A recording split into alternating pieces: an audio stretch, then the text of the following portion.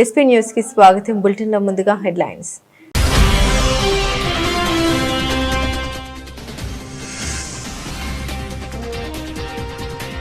ఢిల్లీలోని సంవిధాన్ సదన్లో ఘనంగా రాజ్యాంగ దినోత్సవ వేడుకలు. హాజరైన భారత రాజ్యాంగానికి నివాళులర్పించిన రాష్ట్రపతి ముర్ము.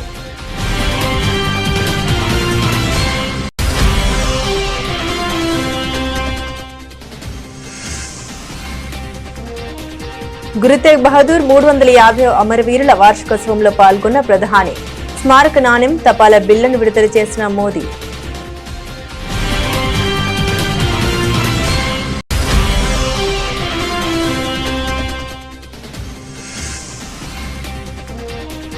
యూపీఎస్సీకి 100 ఏళ్లు. ఢిల్లీలో ఘనంగా ప్రారంభమైన శతవార్షికోత్సవ వేడుకలు.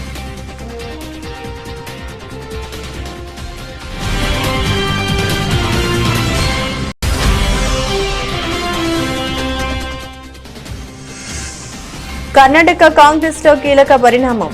డీకేఎస్ తో జార్కిహోలీ అర్ధరాత్రి రహస్య భేటీ.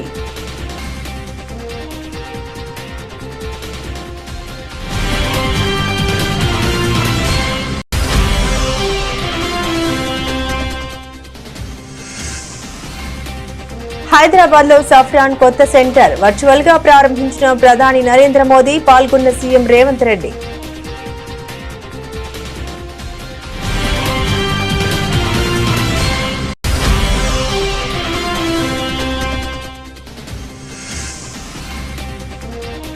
ఏపీ మాక్ అసెంబ్లీ ప్రారంభం. అన్ని తామై నడిపిస్తున్న విద్యార్థి ప్రతినిధులు.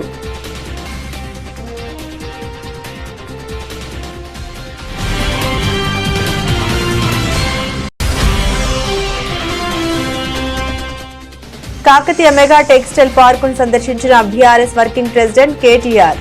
పత్తి పంటకు అజాం జాహీ మిల్లుతో ఎంతో మందికి ఉపాధి కల్పించే జిల్లా వరంగల్ అని వెల్లడి.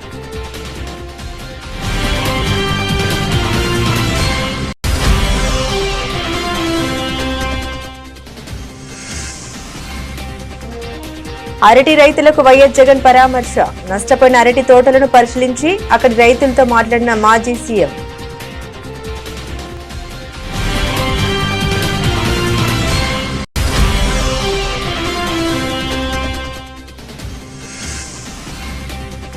కామారెడ్డి డిక్లరేషన్ ను కాంగ్రెస్ సర్కార్ తుంగలో తొక్కింది. మాజీ మంత్రి శ్రీనివాస్ గౌడ్ ధ్వజం.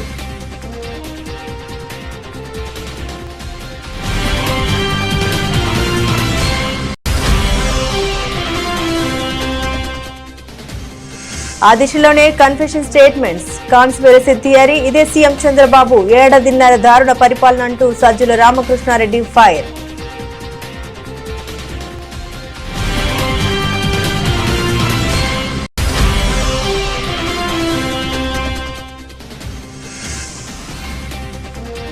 మళ్లీ పరిగెందుకున్న పుత్తడి. ఒకే రోజు 3,500 ఎకబాకిన ధర.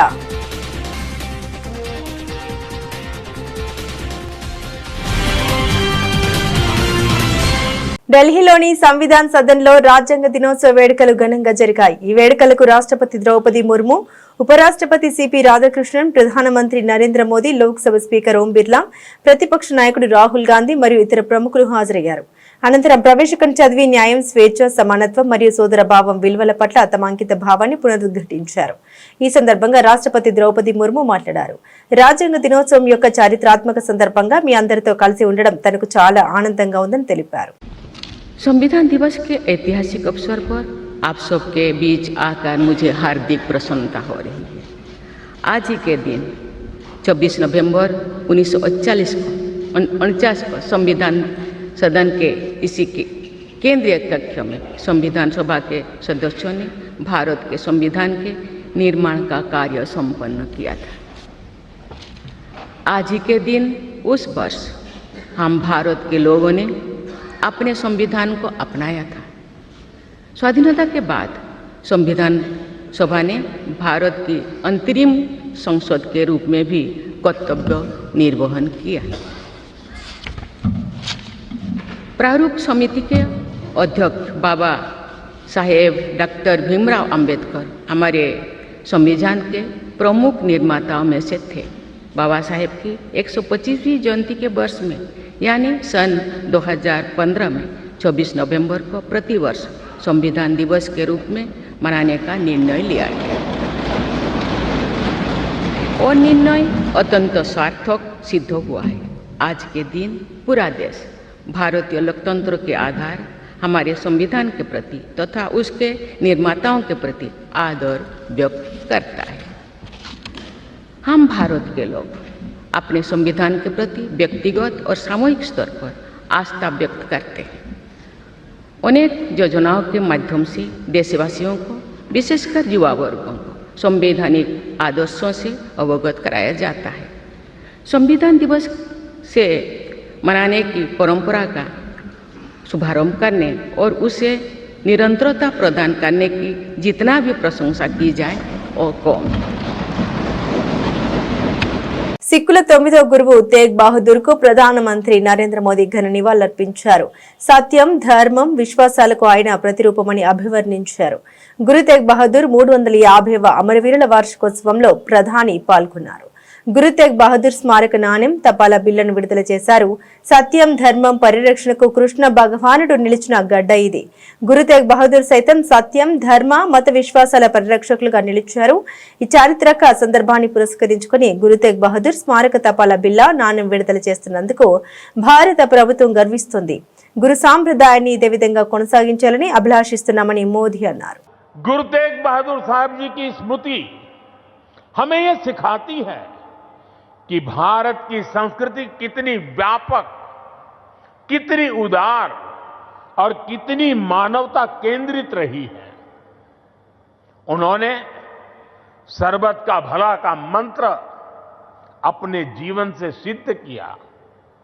आज का यह आयोजन सिर्फ इन स्मृतियों और सीखों के सम्मान का क्षण नहीं है, यह हमारे वर्तमान और भविष्य के लिए एक महत्वपूर्ण प्रेरणा भी है। गुरु साहब ने सिखाया है, जो नर दुख में दुख नहीं माने सो ही पूर्ण ज्ञानी, यानी जो विपरीत परिस्थितियों में भी अड़िग रहता है वही सच्चा ज्ञानी है, वही सच्चा साधक है। इसी प्रेरणा के साथ हमें हर चुनौती को पार करते हुए अपने देश को आगे ले जाना है, अपने भारत को विकसित बनाना है। साथियों, गुरु साहब ने ही हमें सिखाया है, भय काहू को देत न भय मानत आन, यानी हम न किसी को डराएं और न किसी से डरकर जिए। यही निर्भयता समाज और देश को मजबूत बनाती है। आज भारत भी इसी सिद्धांत पर चलता है।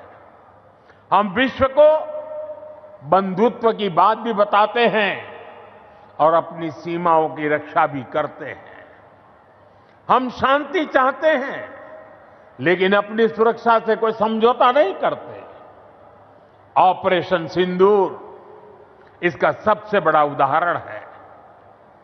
पूरे विश्व ने ये देखा है, नया भारत न डरता है, न रुकता है और न आतंकवाद के खिलाफ झुकता है। आज का भारत साहस और स्पष्टता के साथ पूरी शक्ति से आगे बढ़ रहा है। దేశంలో ప్రభుత్వ ఉద్యోగ నియామకాలకు అత్యున్నత ప్రామాణికంగా నిలిచే union public service commission UPSC 100 ఏళ్లు పూర్తి చేసుకుంది. ఈ చారిత్రాత్మక ఘట్టాన్ని పురస్కరించుకుని దేశ రాజధాని ఢిల్లీలో శతవార్షికోత్సవం ఘనంగా ప్రారంభమైంది. రాజ్యాంగ దినోత్సవాన్ని పురస్కరించుకుని 2 రోజుల పాటు ఈ కార్యక్రమాలు జరగనున్నాయి. న్యూఢిల్లీలోని భారత మండపంలో జరిగిన ప్రారంభోత్సవంలో లోక్సభ స్పీకర్ ఓం బిర్లా, కేంద్ర మంత్రి జితేంద్ర సింగ్ ముఖ్య అతిథులుగా పాల్గొన్నారు.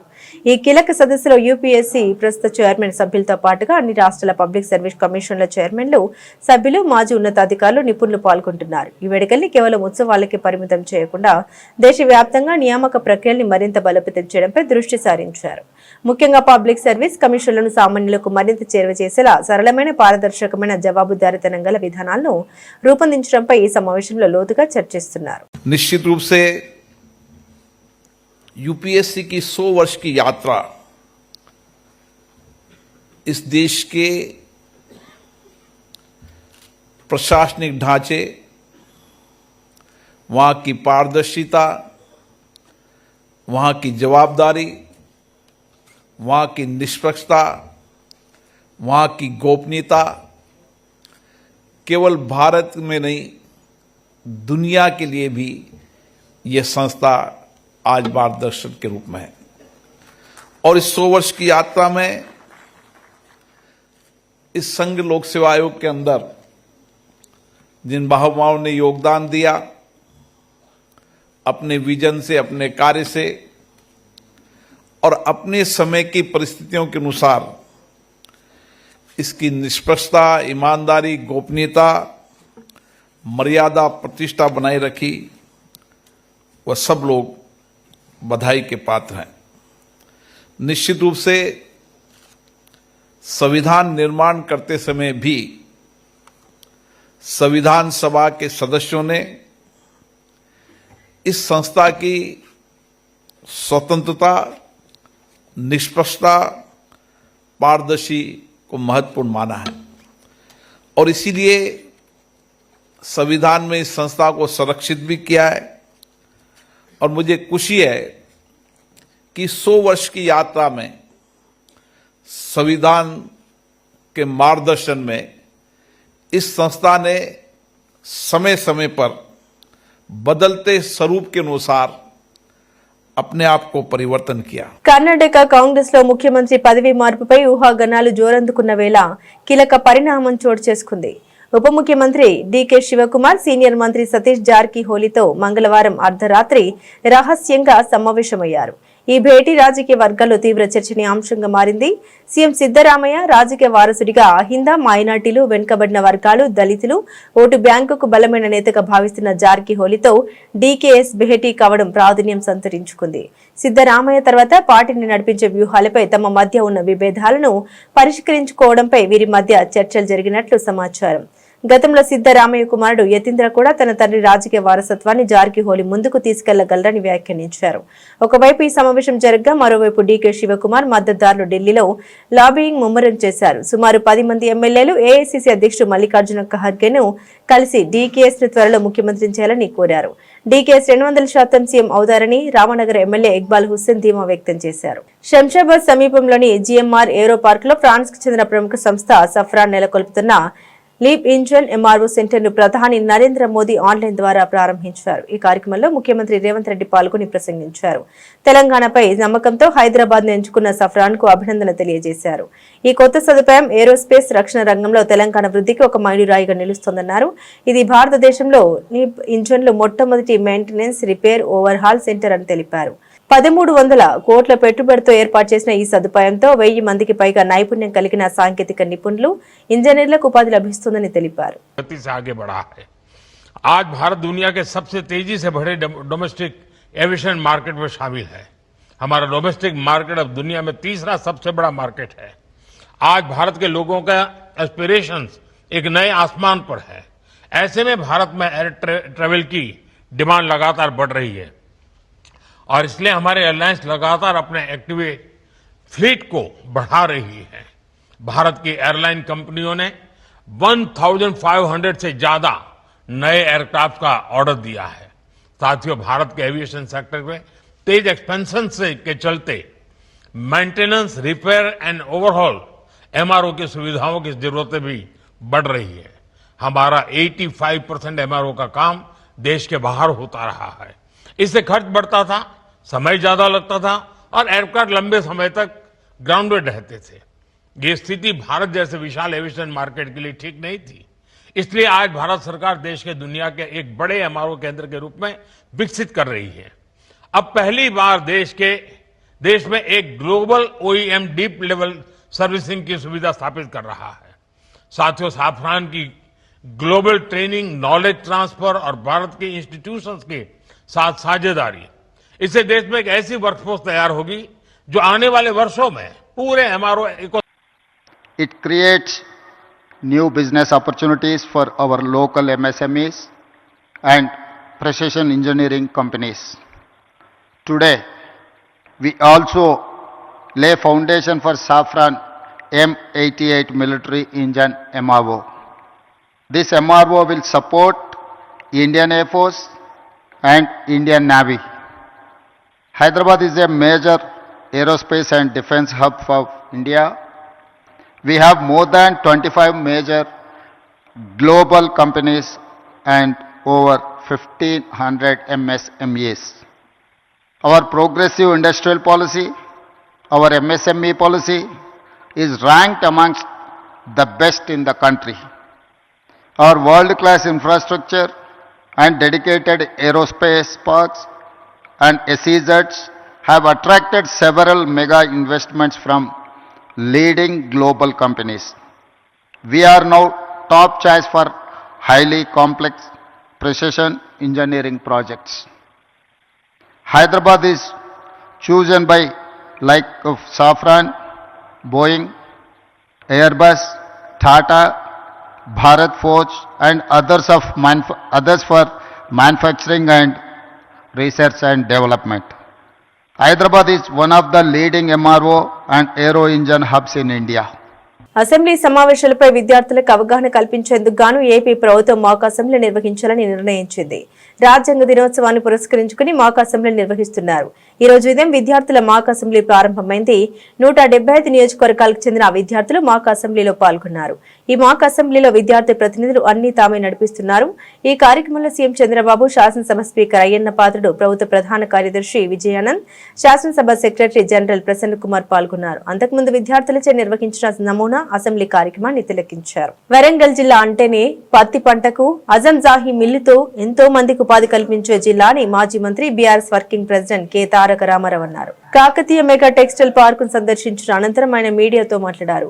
అలాంటి జిల్లా ఉమ్మడి ఆంధ్రప్రదేశ్ రాష్ట్రంలో పూర్వ వైభవాన్ని కోల్పోయి నేతన్నలు వలస వెళ్లాల్సిన దుస్థితి వచ్చిందని, అలాంటి వరంగల్ జిల్లాకు తిరిగి తన పూర్వ వైభవం రావాలని భారతదేశంలోనే అతిపెద్ద టెక్స్టైల్ పార్కును కేసీఆర్ హయాంలో ఏర్పాటు చేశామని కేటీఆర్ గుర్తు చేశారు. వరంగల్ జిల్లా అంటేనే, ఓరుగల్లు జిల్లా అంటేనే ఆజంజాహి మిల్లుకు, అట్లాగే ఇక్కడ పండే బ్రహ్మాండమైన పత్తికి ఒక ఉపాధి కల్పించి ఈ జిల్లానే కాదు చుట్టుపక్కల జిల్లాల్లో ఉండే నేతన్నలకు కూడా ఆలంబనగా నిలిచిన జిల్లా వరంగల్ జిల్లా. అట్లాంటి వరంగల్ ఉమ్మడి ఆంధ్రప్రదేశ్లో ఆనాడు తన పూర్వ వైభవాన్ని కోల్పోయి ఇక్కడ ఉండే నేతన్నలు వలసపోయి సూరత్కి, షోలాపూర్కు, భివాండికి వలసపోయే పరిస్థితి ఉమ్మడి ఆంధ్రప్రదేశ్లో వచ్చింది. ఆ పరిస్థితి మారడమే కాదు, మొత్తం వరంగల్ కూడా ఒక సూరత్ లాగా, తమిళనాడులోని ఒక తిరుపూర్ లాగా టెక్స్టైల్ హబ్ కావాలి, తిరిగి పూర్వ వైభవం వరంగల్కు రావాలనే ఉద్దేశంతో ఫార్మ్ టు ఫ్యాషన్, అంటే farm to fabric, farm to fashion అంటే ఇక్కడ నల్లరేగడి నీళ్లలో పండే తెల్ల బంగారం పత్తిని లాభసాటిగా మారిస్తే రైతన్నకు లాభమైతుంది, ఫామ్లో పనిచేసే రైతుకు లాభమైతుంది. దాంతోపాటు ఇక్కడ మరి ఉండే మహిళలు ఎవరైతే ఈ ఫ్యాషన్ ఇండస్ట్రీలో, ఫ్యాబ్రిక్ ఇండస్ట్రీలో పనిచేస్తే వారికి కూడా ఉపాధి దొరుకుతుందనే ఉద్దేశంతో భారతదేశంలోనే అతి పెద్ద టెక్స్టైల్ పార్కు ఏర్పాటు చేసింది ఆనాటి కేసీఆర్ గారి ప్రభుత్వం. సరిగ్గా 8 ఏళ్ల కిందట 2017 అక్టోబర్ 22 నాడు పెద్దలు కేసీఆర్ గారు ఇదే ప్రాంగణంలో ఆనాడు కాకతీయ మెగా టెక్స్టైల్ పార్కుకు శంకుస్థాపన చేయడం జరిగింది. సరే, మధ్యలో కరోనా రావడం వల్ల 2 ఏళ్లు కొంత ఇబ్బంది అయినా చివరికి ఈరోజు ఇక్కడికి వచ్చి చూస్తే కైటెక్స్ లాంటి పరిశ్రమ, యంగ్ వన్ లాంటి పరిశ్రమ, గణేష లాంటి పరిశ్రమ ఇవాళ దాదాపుగా 25-30 వేల మందికి ఈ కాకతీయ మెగా టెక్స్టైల్ పార్కు నుంచి ప్రత్యక్ష ఉపాధి అవకాశాలు కల్పించే స్థాయికి చేరుకోబోతా ఉండడం నిజంగా కూడా చాలా సంతోషదాయకం. మాజీ ముఖ్యమంత్రి వైఎస్ఆర్సీపీ అధినేత వైఎస్ జగన్ పులివెందుల పర్యటనలో భాగంగా బ్రాహ్మణపల్లె గ్రామ సమీపంలోని అరటి తోటల వద్దకు చేరుకుని నష్టపోయిన అరటి తోటల్ని పరిశీలించి అక్కడ రైతులతో మాట్లాడారు. అనంతరం వైఎస్ జగన్ మీడియాతో మాట్లాడారు. రైతులు ఎరువులు కూడా బ్లాక్ లో కొనుక్కునే పరిస్థితి సీఎం చంద్రబాబు కూటమి ప్రభుత్వం తీసుకొచ్చారని మండిపడ్డారు. ఇటువంటి విపత్కర పరిస్థితులు ఏదైనా వచ్చినప్పుడు, కరువులు వచ్చినా, వరదలు వచ్చినా, ఇంకొకటి వచ్చినా ఒకవైపున ఇన్పుట్ సబ్సిడీ ఇవ్వాల్సింది ఎగరగొడతా ఉన్నారు. సీజన్ ముగిసేలోగానే ఇవ్వాల్సిన ఇన్పుట్ సబ్సిడీని ఎగరగొడతా ఉన్నారు. రెండోది, రైతులకు హక్కుగా ఉచిత పంటల బీమా అన్నది రైతులకు ఒక హక్కుగా వైఎస్ఆర్సీపీ ప్రభుత్వ హయాంలో కల్పించిన హక్కును చంద్రబాబు నాయుడు గారు ముఖ్యమంత్రి అయిన తర్వాత ఆ హక్కును కాలరాశాడు. 84 లక్షల మంది రైతులు వైఎస్ఆర్సీపీ ప్రభుత్వ హయాంలో ఆర్బీకేల పరిధిలో ఈ క్రాప్ చేసి, ఈ క్రాప్ అంటే రైతును పొలంలో నిలబెడతారు. వేసిన పంట మధ్యలో ఆ పొలంలో రైతు నిల్చొని ఫోటో తీసి జియో ట్యాగింగ్ చేసి దాన్ని ఈ క్రాప్ అని అంటారు. అలా ఈ క్రాప్ చేసి ఆర్బీకేకి అనుసంధానం చేసి మొత్తంగా దాదాపుగా 84 లక్షల మంది రైతులు ఉచిత పంటల బీమా సౌకర్యం గతంలో కలిగిన పరిస్థితి. రాష్ట్ర ప్రభుత్వమే రైతుల తరఫున ఉచిత పంటల బీమా కట్టి రైతులకు ఒక హక్కుగా ఇచ్చేది. అలా కట్టడం వల్ల రైతులకు 5 సంవత్సరాలలో దాదాపుగా 7,400 కోట్ల రూపాయలు ఉచిత పంటల బీమా ద్వారా రైతులకు మేలు జరిగిన పరిస్థితులు గతంలో వైఎస్ఆర్సీపీ ప్రభుత్వం. అలాంటి ఉచిత పంటల బీమాను చంద్రబాబు నాయుడు గారు తీసేసినాడు, రద్దు చేసేసినాడు. ఈరోజు రాష్ట్రంలో పరిస్థితి కేవలం 84 లక్షల మంది రైతులు ఉంటే కేవలం 18 లక్షల మంది రైతులు మాత్రమే పంటల బీమా చేసుకున్న పరిస్థితులు. అది కూడా ఆ 18 లక్షలు బ్యాంకుల రుణాల కోసం పొందడానికి బ్యాంకుల దగ్గరికి వెళ్ళినప్పుడు, బ్యాంకులు రుణాలు మంజూరు చేసినప్పుడు ఖచ్చితంగా ఇన్సూరెన్స్ డబ్బులు కట్ చేసుకుని వాళ్ళు బ్యాలెన్స్ డబ్బులే రుణాలుగా ఇస్తున్న పరిస్థితులు. కాబట్టి ఆ 18 లక్షల మందికైనా కానీ కనీసం ఆ మేరకైనా ఇన్సూరెన్స్ అయింది.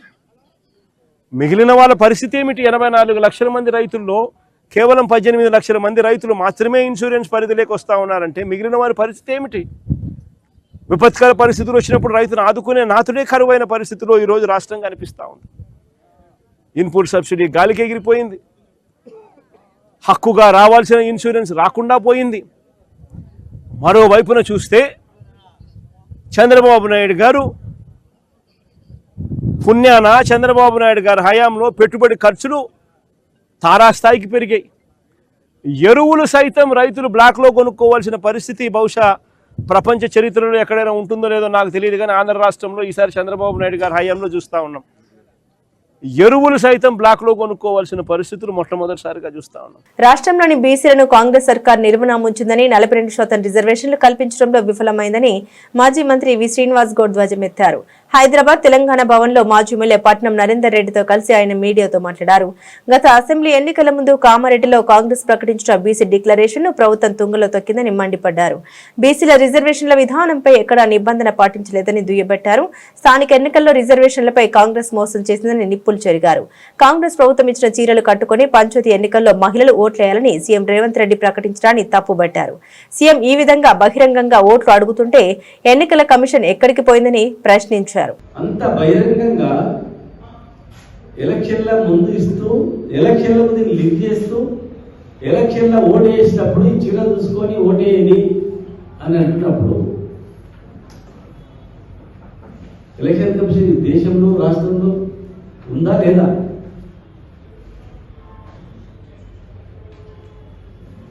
బీజేపీ పార్టీ ఇది కల్పిస్తుందా లేదా? అంటే ఢిల్లీలోనేమో ఫైటింగ్, గల్లీ ఏమో దోస్తానా?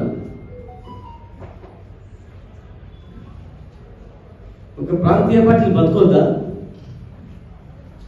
ఉంటే కాంగ్రెస్ ఉండాలా, లేకపోతే బీజేపీ ఉండాలి, అంతేనా? కాంగ్రెస్ సంబంధించిన పార్టీలు, బీజేపీ సంబంధించినటువంటి కూటమి, అంతేనా? ఇది ఎక్కడ న్యాయం? ఎలక్షన్ల కన్నా ఎలక్షన్ల చీరలు పంపిణీ చేస్తూ, ఎలక్షన్ల ముందు వాగ్దానం చేస్తూ, ఇంత డైరెక్ట్ గా మాట్లాడుతుంటే కూడా కనీసం ఎలాంటి స్పందన లేదా? ఎవిడెన్స్ లేదు. డైరెక్ట్ ఎవిడెన్స్ కనిపిస్తుంది. వేరే కొత్తగా మీకు చెప్పాల్సిన అవసరం లేదు. ప్రజలు కూడా గమనించాలి. 2 ఏళ్లగా ఏం హామీ ఇచ్చారు, ఏం హామీ ఇచ్చిన హామీ ఏం తెచ్చి నిజంగా మీరు ఓటేయాలంటే ప్రతి మహిళకు 2,500 ఇస్తామని పెన్షన్ ఇచ్చిండ్రా?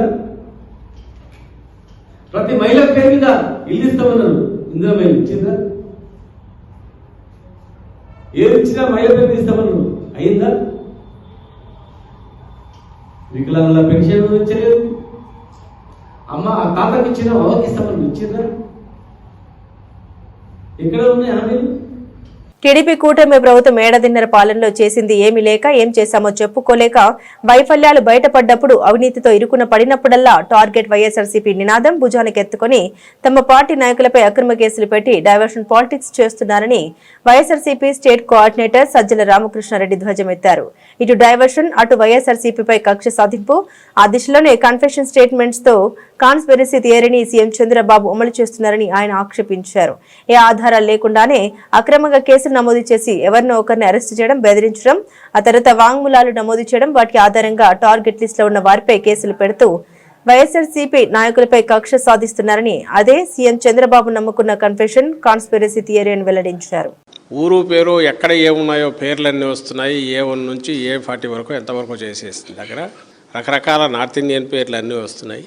అన్నీ కలిపి ఒకటే పామ్ ఆయిల్ కానీ ఇంకోటి కానీ తెచ్చి కలుపుతున్నారనేట్టు తీసుకొస్తూ 19-24 మధ్య మీరు లడ్డు తిని ఉంటే అది కల్తీ అయి ఉంటుంది అనేది ఒక దుష్ప్రచారం, విష ప్రచారం అనేది భక్తుల ప్రజల తలల్లో ఎక్కించే ప్రయత్నం, కుట్ర భయంకరంగా జరుగుతోంది.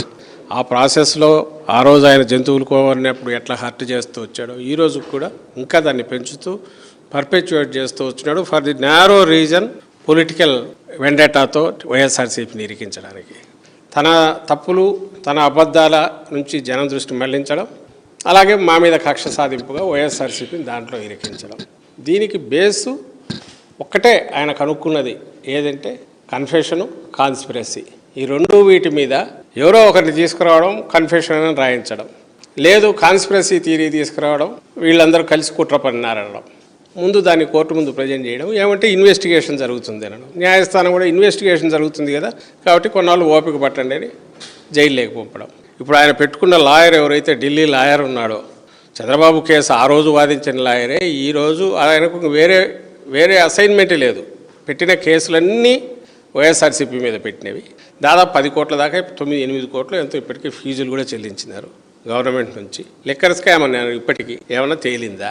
ఇందులో కానీ లడ్డు దాంట్లో కానీ లడ్డు అడుగుతాను. హౌ కెన్ యూ డిఫరెన్షియేట్ 2024 అని మధ్య పీరియడ్ 2019-2024 అని ఎట్లా తీస్తారు? 100 ఏళ్లలో అది అంతకుముందు కాంగ్రెస్ హయాం కావచ్చు, తెలుగుదేశం హయాం కావచ్చు, మా వైఎస్ఆర్సీపీ 5 ఏళ్ల హయాం కావచ్చు. సంప్రదాయాలకు లేదా సిస్టమ్స్ ఎవాల్వ్ అవుతూ ఓవర్ ది పీరియడ్ భక్తుల సంఖ్య పెరిగే కొద్దీ వచ్చింది. దాంట్లో భాగంగానే లడ్డూ ప్రసాదం దీనికి సంబంధించి కూడా క్వాలిటీ చెక్స్ ఇవన్నీ జరుగుతూ వచ్చాయి. ఆ చెక్స్, క్వాలిటీ చెక్స్లో ఇంప్రూవ్మెంట్ ఉందా, ఏమైనా సడలించినారా అంటే వైఎస్ఆర్సీపీ హయాంలో ఇంప్రూవ్ చేశారు. నువ్వు కంపేర్ చేస్తే ఏం చేయాలి? 19-24 మధ్యకు సంబంధించి ఈ క్వాలిటీ చెకింగ్ సిస్టమ్స్లో ఏమైనా మార్పులు వచ్చినాయా? ముందు ట్యాంకర్లు ముందు వచ్చిన సరుకు రిజెక్ట్ అయిన సందర్భాలు ఉన్నాయి, మా హయాంలో రిజెక్ట్ అయిన సందర్భాలు ఉన్నాయి. గత 3 రోజులుగా తగ్గుతూ వచ్చిన పుత్తడి మళ్లీ భగ్గుమంది. ప్రాంతీయ ఆభరణాల వర్తకులు కొనుగోళ్లకు మొగ్గు చూపడంతో పాటు పెండెంట్ల సీజన్ కావడంతో కొనుగోలు భారీగా పుంజుకున్నాయి. దీంతో దేశీయంగా ఒక్కసారిగా బంగారం ధర భారీగా పెరిగింది. దేశ రాజధాని న్యూఢిల్లీ బులియన్ మార్కెట్ లో 10 గ్రాముల పుత్తడి ధర ఒకే రోజు 3,500 ఎగబాకి 1,28,900గా నమోదైంది. అలాగే 99.5% స్వచ్ఛత కలిగిన గోల్డ్ ధర కూడా అంతే స్థాయిలో ఎగబాకి 1,28,300 పలికింది. ఇటు హైదరాబాద్ లో గోల్డ్ ధర 2,000 వరకు అధికమైంది. 24 క్యారెట్ల కలిగిన 10 గ్రాముల ధర 1,910 అందుకొని 1,27,040కి చేరుకోగా 22 క్యారెట్ల ధర 1,750 ఎగబాకి 1,16,450కి చేరుకుంది. డాలర్ బలహీన పడడంతో పెట్టుబడిదారులు తమ ఇన్వెస్ట్మెంట్లను సురక్షితమైన పుత్తడి వైపు మళ్లించడం, అమెరికా ఫెడరల్ రిజర్వ్ ఇప్పట్లో వడ్డీ రేట్లను తగ్గించే అవకాశాలు కూడా లేకపోవడం కూడా ధరలు పెరగడానికి ప్రధాన కారణాలని HDFC security senior analyst Saumil Gandhi తెలిపారు. అంతర్జాతీయ మార్కెట్లో అతి విలువైన లోహాల ధరలు తగ్గుముఖం పట్టినప్పటికీ దేశీయంగా పెరగడం విశేషం. ఔన్స్ గోల్డ్ ధర $4,131 పలకగా వెండి $51.15 నమోదైంది. హీరో శ్రీకాంత్ తనయుడు రోషన్ ప్రధాన పాత్రలో నటిస్తున్న తాజా చిత్రం ఛాంపియన్. ఈ సినిమాకు ప్రదీప్ అద్వైత్ దర్శకత్వం వహిస్తుండగా Swapna cinemas, Zee studios, Anandi arts creations concept బ్యానర్లు ఈ సినిమాను సంయుక్తంగా నిర్మిస్తున్నాయి. ప్రస్తుతం షూటింగ్ జరుపుకుంటున్న ఈ చిత్రం క్రిస్మస్ కానుకగా డిసెంబర్ 25న ప్రేక్షకుల ముందుకు రాబోతుంది. ఈ సందర్భంగా మూవీ నుండి ఇప్పటికే టీజర్ ని విడుదల చేసిన మేకర్స్ తాజాగా ఫస్ట్ సింగిల్ ను వదిలారు. గిరగిరా గిరగింగి రాగిరే అంటూ పాట రాగా కాసల శ్యామ్ సాహిత్యాన్ని అందించారు. రామ్ మిర్యాల పాడగా మికీ జే మేయర్ సంగీతాన్ని అందించబోతున్నారు. ఈ చిత్రంలో రోషన్ ఫుట్బాల్ ఆటగాడిగా కనిపించబోతున్నాడు. మలయాళ యంగ్ బ్యూటీ అనస్వర రాజన్ కథానాయికగా నటిస్తోంది. బులెటిన్ ముగించే ముందు హెడ్లైన్స్ మరోసారి.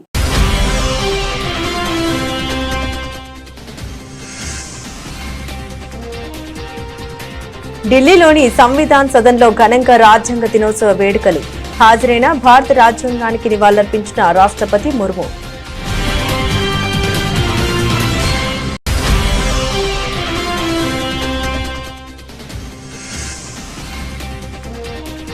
గురు తేగ్ బహదూర్ 350వ అమరవీరుల వార్షికోత్సవంలో పాల్గొన్న ప్రధాని. స్మారక నాణ్యం తపాలా బిళ్లను విడుదల చేసిన మోదీ.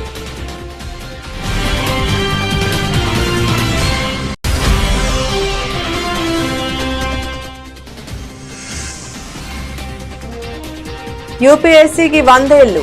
ఢిల్లీలో ఘనంగా ప్రారంభమైన శతవార్షికోత్సవ వేడుకలు.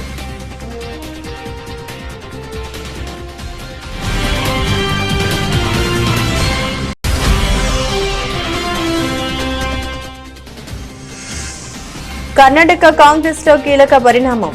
డీకేఎస్ తో జార్కిహోలీ అర్ధరాత్రి రహస్య భేటీ.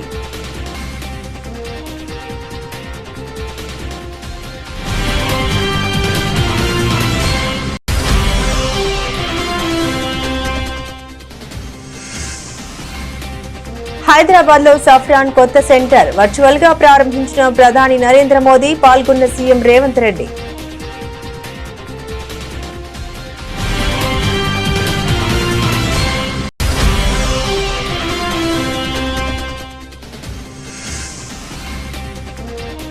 ఏపీ మాక్ అసెంబ్లీ ప్రారంభం. అన్ని తామై నడిపిస్తున్న విద్యార్థి ప్రతినిధులు.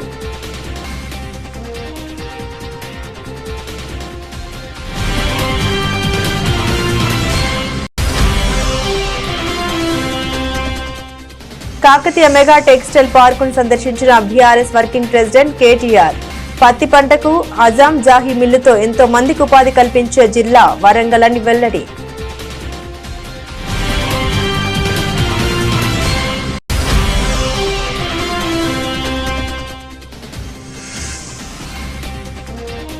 అరటి రైతులకు వైఎస్ జగన్ పరామర్శ. నష్టపోయిన అరటి తోటలను పరిశీలించి అక్కడి రైతులతో మాట్లాడిన మాజీ సీఎం.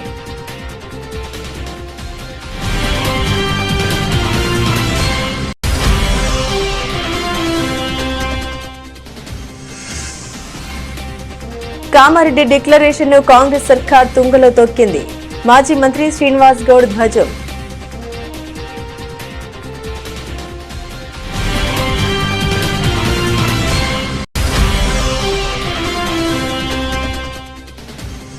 ఆ దిశలోనే కన్ఫెషన్ స్టేట్మెంట్స్. కాన్స్పిరసీ థియరీ, ఇదే సీఎం చంద్రబాబు, ఏడాదిన్నర దారుణ పరిపాలన అంటూ సజ్జల రామకృష్ణారెడ్డి ఫైర్.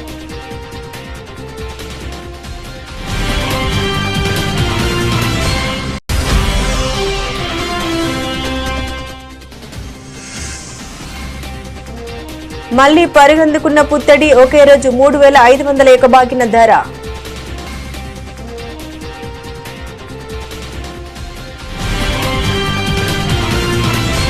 ఇవి ఈ బులెటిన్ లోని విశేషాలు. తిరిగి మరో బులెటిన్ తో మళ్ళీ కలుసుకుందాం. అంతవరకు సెలవు, నమస్కారం.